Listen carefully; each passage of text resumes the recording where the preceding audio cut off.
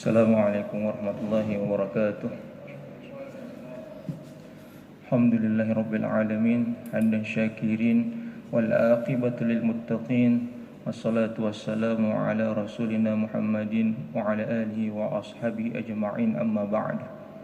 Alhamdulillah, bersyukur kita kepada Allah Subhanahu wa taala karena pada subuh yang berkah ini, subuh yang ke-27 bulan suci Ramadan, kita kembali diberikan hidayah petunjuk karunia-Nya yang begitu besar sehingga kita senantiasa menunaikan ibadah kita dengan bersungguh-sungguh. Semoga semua rangkaian ibadah yang kita kerjakan Allah terima dan Allah lipat gandakan pahalanya, amin ya rabbal alamin.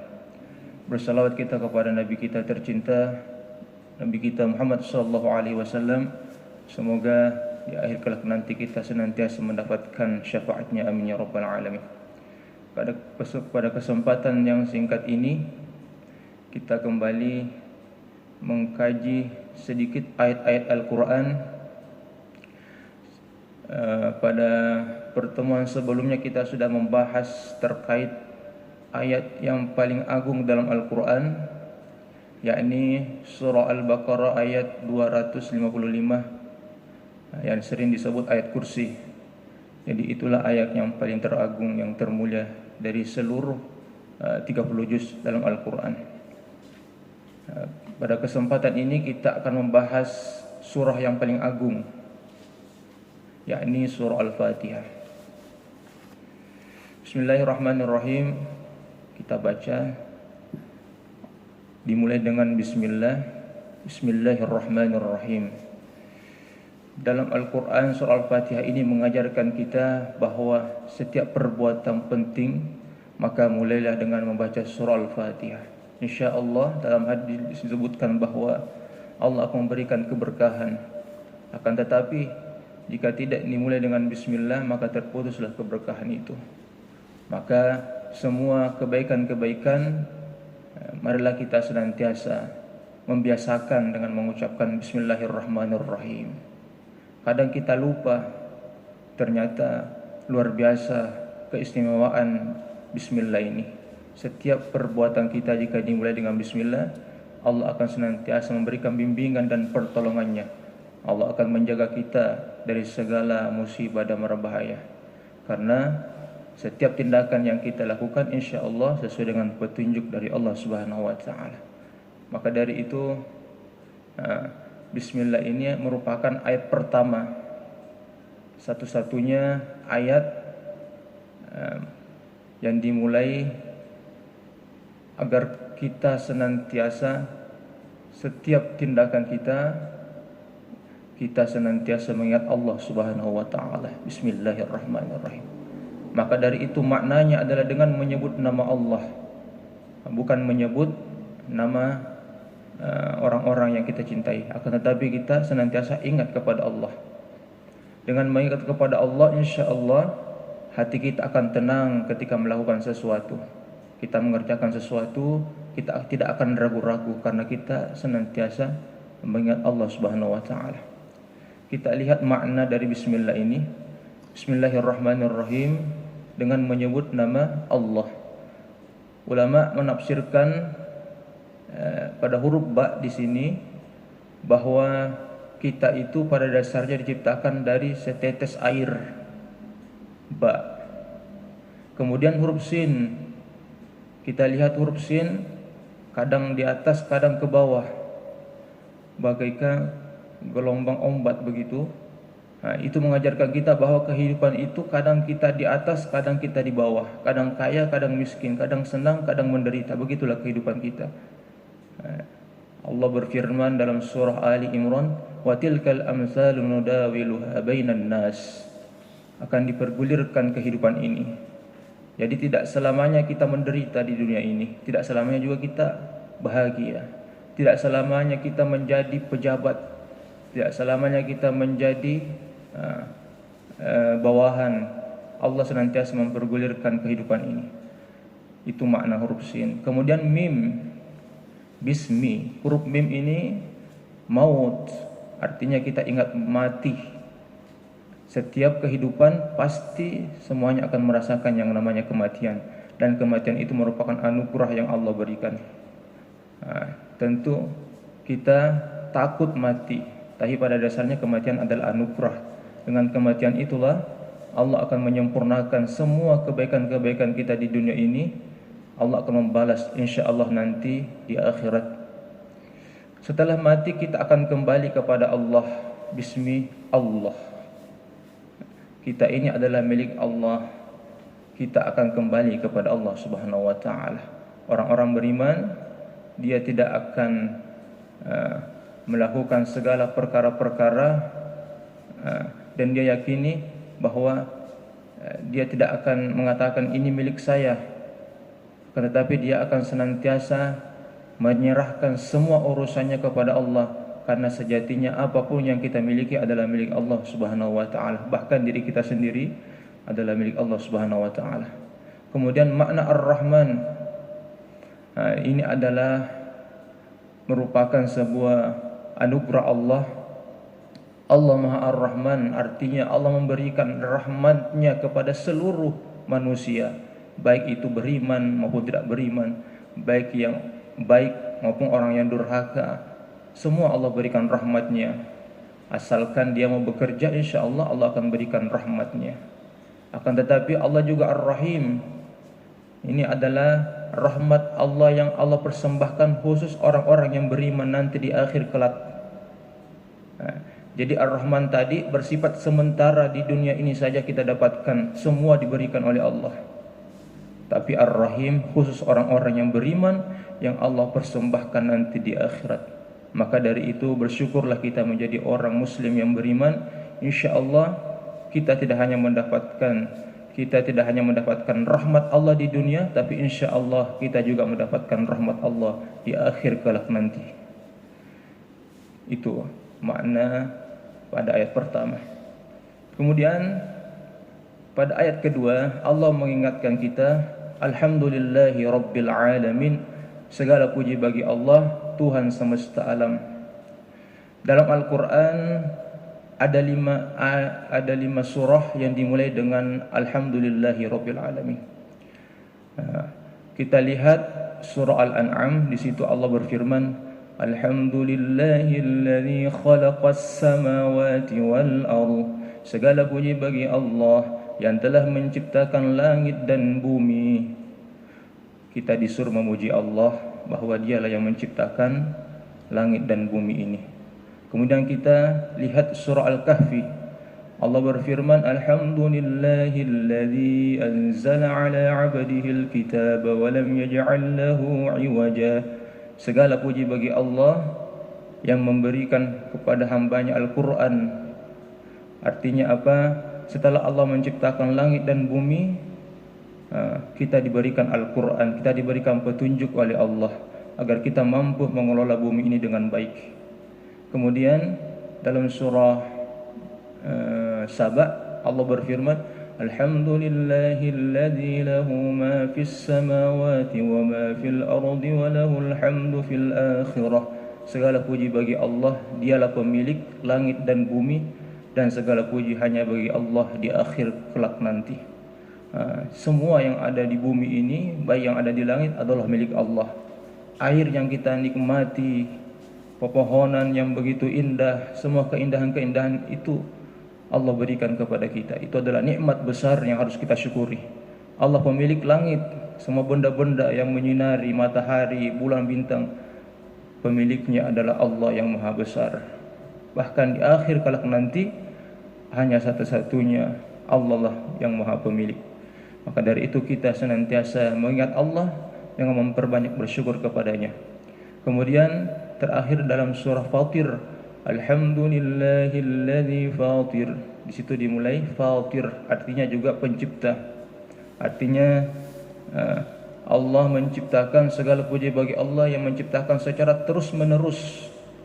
Kita tahu bahwa setiap hari pasti ada aja yang lahir. Allah menciptakan secara terus-menerus, begitulah luar biasanya Allah Subhanahu wa taala.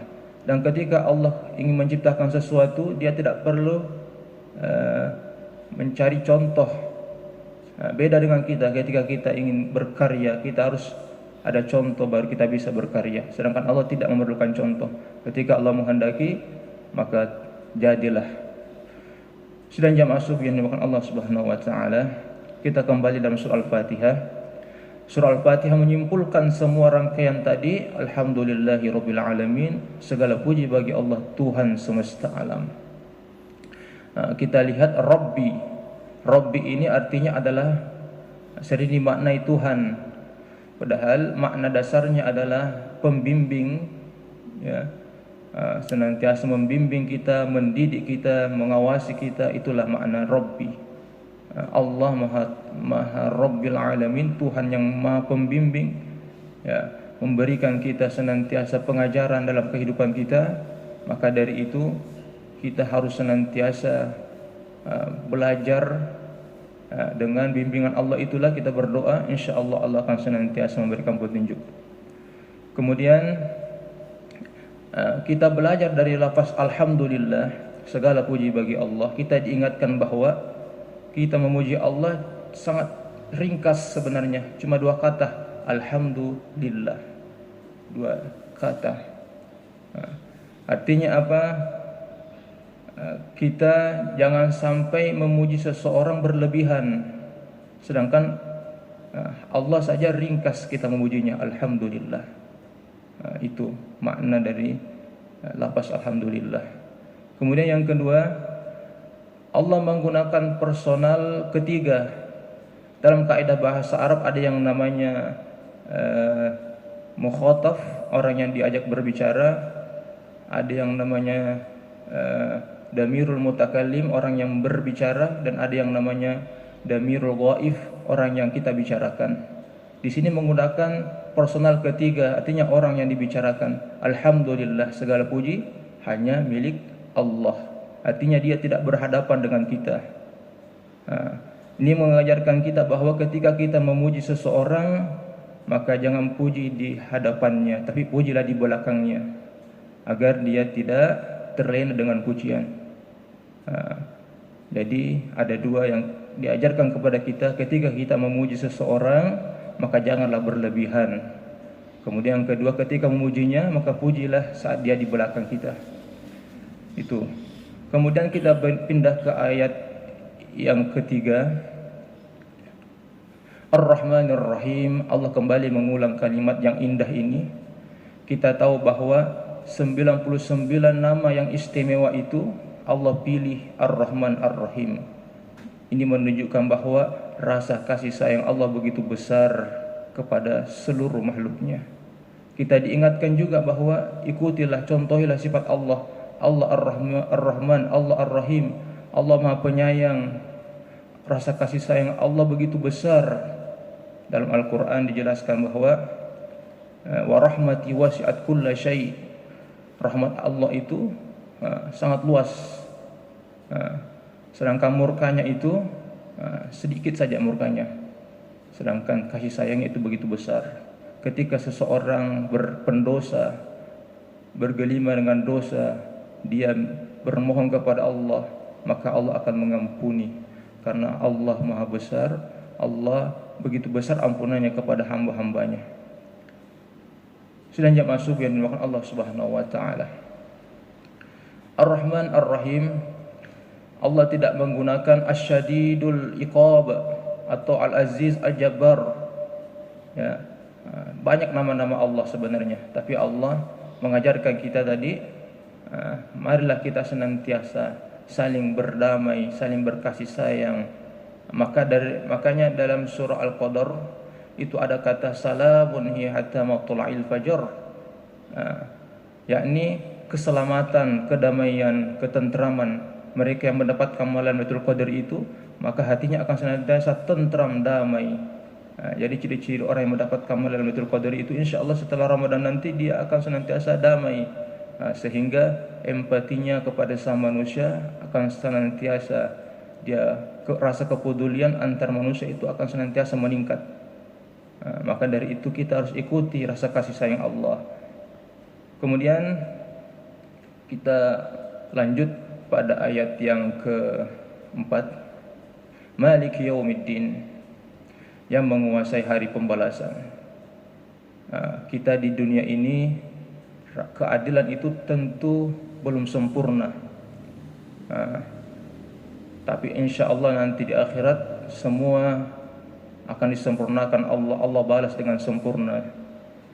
Jadi kita harus yakini bahwa Allah pemilik hari pembalasan.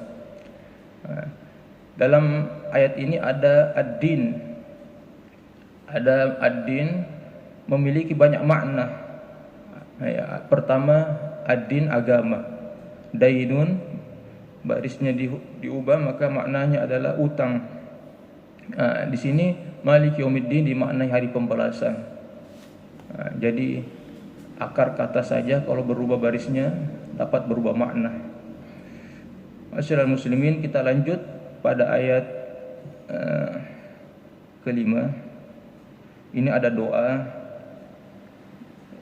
Di sini kita diperintahkan untuk menyembah Allah terlebih dahulu sebelum berdoa.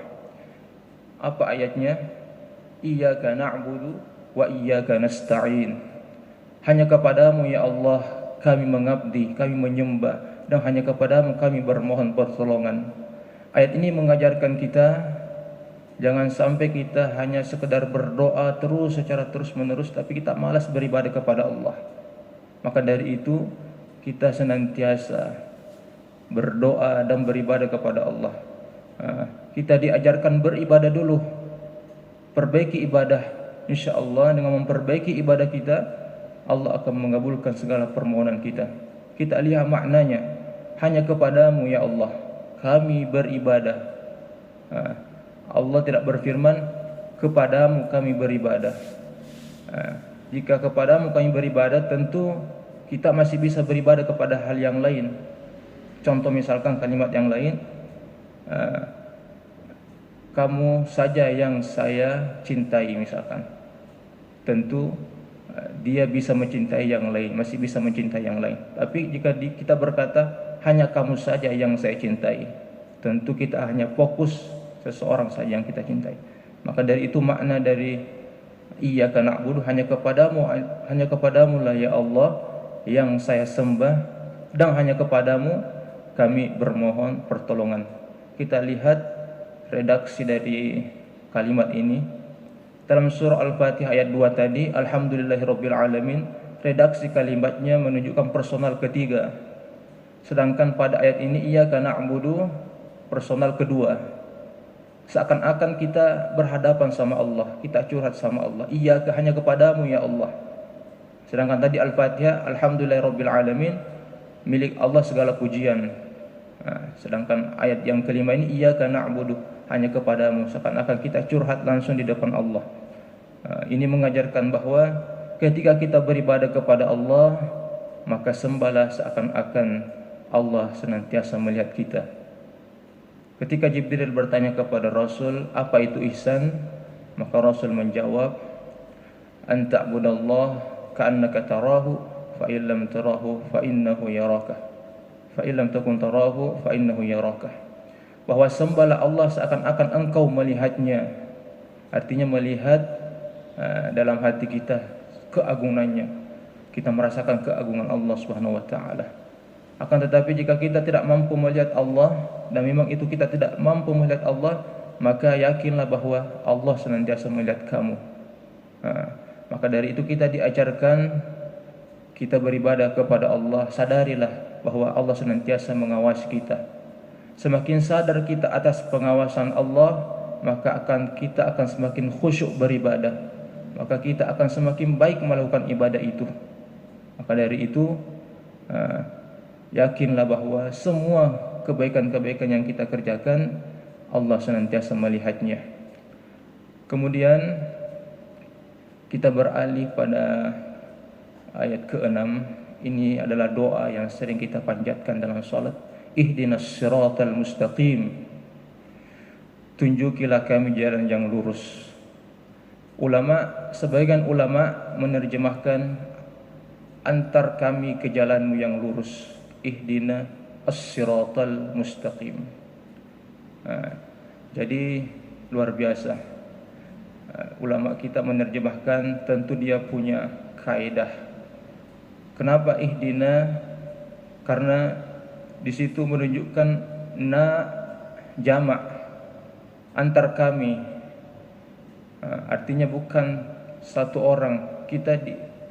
Kita senantiasa berbarengan, tidak ada yang mau mendapatkan petunjuk keselamatan sendiri. Kita pasti ingin berbarengan. Kita mau berbarengan sahabat, teman, keluarga kita. Kita ingin merasakan nikmat Allah itu secara bersamaan. Ihdinas siratal mustaqim. Kita lihat siratal mustaqim dimaknai jalan yang lurus, jalan tol.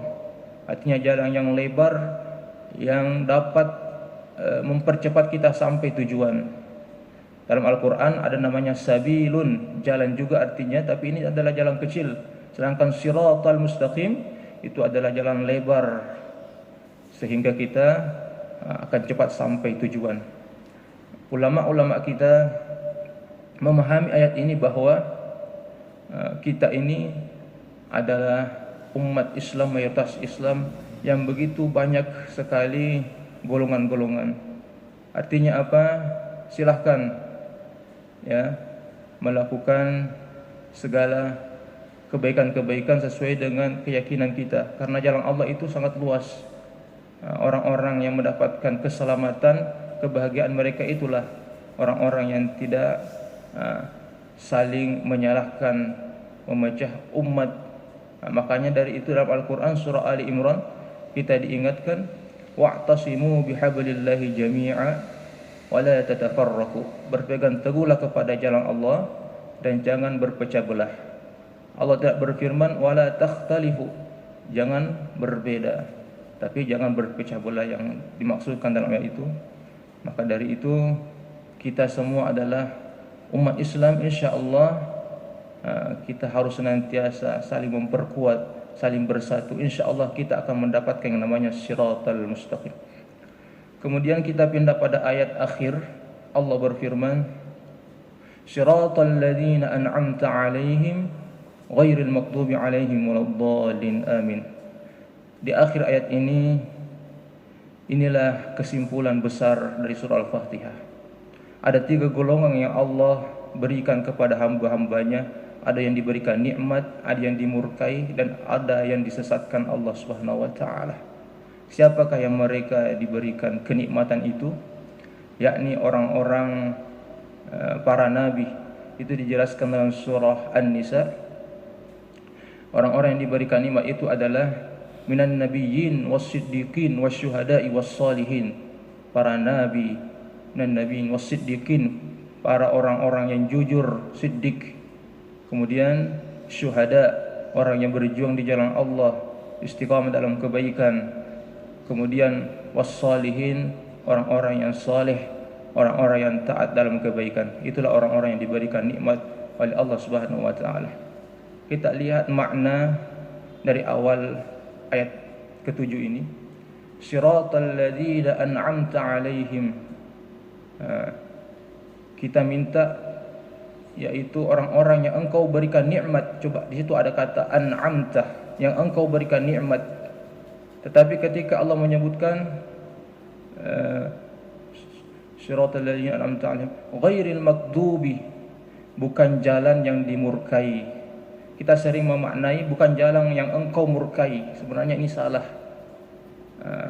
Karena kenapa? Setiap kebaikan itu pasti datangnya dari Allah, sedangkan keburukan itu dari diri kita sendiri. Allah tidak menzalimi manusia kecuali atas perbuatannya sendiri. Maka dari itu dimaknai bukan jalan yang dimurkai, bukan jalan orang-orang yang dimurkai. Maka dari itu jangan kita berprasangka buruk kepada Allah ketika kita diberikan musibah. Wah, Allah enggak sayang sama saya. Padahal musibah itu akibat ulah kita sendiri. Allah tidak menzalimi. Innallaha la yadhlimun nasa syai'an walakinnan nasa anfusahum yadhlimun. Allah tidak sedikit pun memberikan musibah, tidak menzalim sedikit pun manusia, tetapi manusia itulah yang sering menzalimi diri mereka sendiri. Kita lihat ghairil maghdubi, siapakah mereka orang-orang yang dimurkai Allah Subhanahu wa taala? Yakni mereka yang percaya kebenaran tetapi tidak mau melakukannya. Mereka sudah tahu ini benar tapi mereka membangkang. Mereka ini adalah sifat-sifat orang-orang Yahudi. Mereka sudah tahu kebenaran tapi mereka mendustakannya. Kemudian di akhir ayat waladhdallin, kita minta bukan jalannya orang-orang sesat. Orang sesat ini siapa? Orang yang tidak punya dalil melakukan ibadah tanpa dalil. Dia orang-orang jahil. Ini adalah sifat orang-orang Nasrani. Mereka menyembah Nabi Isa tanpa ada dasar. Mereka melakukan segala perkara-perkara seenaknya saja, mempeturuti nafsu mereka, sehingga mereka adalah orang-orang sesat. Sedang jamaah subuh yang dimakan Allah Subhanahu wa taala, dari ketiga golongan tadi, golongan pertama adalah golongan yang sangat bahagia, yakni mereka yang mengetahui kebenaran, kemudian mereka mengamalkan apa yang dia dengar, apa yang dia ketahui. Ya, dalam Al-Qur'an kita diingatkan alladzina yastami'una al-qaul fayattabi'una ahsanah ulaika alladzina hadahumullah wa ulaika hum ulul albab. Orang-orang yang mendengarkan kebaikan, dia sudah mengetahui kebaikan, kemudian dia mengamalkan kebaikan itu, maka kata Allah mereka itu adalah mendapatkan hidayah besar. Mereka itu adalah orang-orang yang diberikan ilmu yang mendalam. Mereka mampu mengamalkan ilmunya. Itulah orang-orang yang mendapatkan nikmat besar. Sedangkan golongan yang kedua tadi, orang yang dimurkai, mereka sudah mengetahui kebenaran, akan tetapi mereka membangkang, tidak mau melakukan kebenaran itu, tidak mau mengamalkan apa yang dia dengar. Sedangkan yang terakhir tadi, golongan yang ketiga, orang yang tersesat, tidak mau sama sekali belajar, dia melakukan ibadah tanpa dasar sedikit pun. Akhirnya mereka disesatkan oleh Allah Subhanahu wa taala. Dari surah Al-Fatihah ini kita banyak belajar. Allah menurunkan Al-Fatihah, makanya surah Al-Fatihah ini banyak sekali namanya. Ya. Ada Ummul Kitab, induknya Al-Qur'an. Jadi semua 30 juz itu sudah disimbolkan dalam surah Al-Fatihah. Maka dari itu kita wajib setiap salat kita wajib membaca surah Al-Fatihah. Sedangkan surah-surah yang lain itu hukumnya sunnah. Nabi kita berpesan dalam sabdanya, la salata liman lam yaqra bi Fatihatil Kitab. Tidak sah salat seseorang jika tidak membaca surah Al-Fatihah. Jadi wajib setiap kita membaca surah Al-Fatihah dalam salat kita. Kemudian nama yang lain dalam surah Al-Fatihah ini disebut juga Sab'ul Mathani, 7 ayat yang diulang-ulang. Mathani artinya dua. Artinya apa? Sekurang-kurangnya salat sunnah 2 rakaat itu kita sering mengulang-ulang surah Al-Fatihah ini. Makanya disebut Sab'ul Mathani, 7 ayat yang sering diulang-ulang. Kemudian dimaknai juga as-salah, artinya doa. Jadi surah Al-Fatihah ini merupakan doa. Setiap kita melakukan aktivitas, kita berdoa, kita mulai surah Al-Fatihah, insyaallah Allah akan senantiasa memberikan keberkahan, petunjuk dan hidayahnya, sehingga kita senantiasa mendapatkan bimbingan dan pertolongannya. Kemudian surah Al-Fatihah juga dimaknai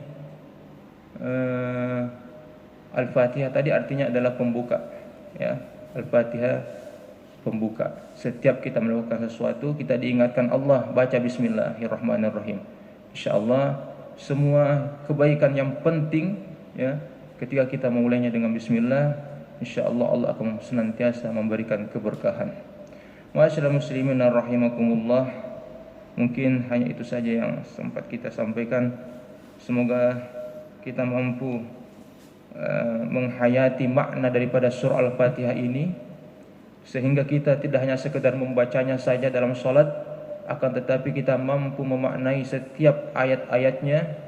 Karena dalam sebuah hikayah riwayat menyebutkan bahwa ketika kita mampu memahami ayat ini, bismillahirrahmanirrahim, maka setiap kalimat-kalimat yang kita baca Allah langsung menjawabnya. Dalam riwayat disebutkan bahwa ketika kita memulai bismillahirrahmanirrahim, kita memahami makna ayat itu, kita wakaf di situ, Allah balas saksikanlah para malaikat, sesungguhnya hambaku telah memulai urusannya dengan mengucapkan Bismillahirrahmanirrahim, maka saya akan senantiasa membimbing, memberikan keberkahan dalam setiap aktivitasnya.